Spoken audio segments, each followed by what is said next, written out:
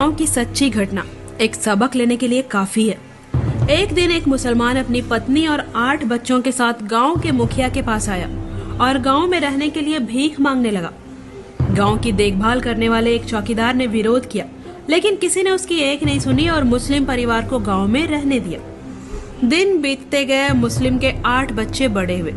जब उनकी शादी की बारी आई तो मुस्लिम सरपंच के पास गए और कहा कि हुजूर के बच्चों की शादी होने वाली है और मेरे पास एक ही घर है। तो गांव वालों ने उसे एक बंजर जमीन दी और कहा कि तुम उस पर घर बनाओ।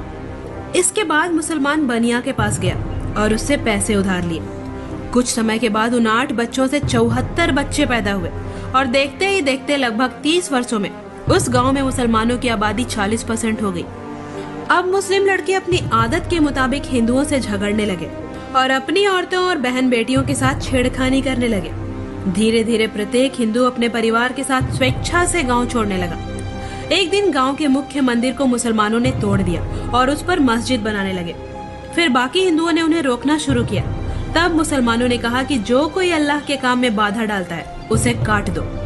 बाकी हिंदुओं ने इस झगड़े में न पड़ते हुए गांव छोड़ दिया और जाते जाते रास्ते में चौकीदार से कहा कि हमने तुम्हारी एक नहीं सुनी और उस मुस्लिम व्यक्ति पर भरोसा किया, जिसके कारण ही आज हमें गांव छोड़ना पड़ रहा है।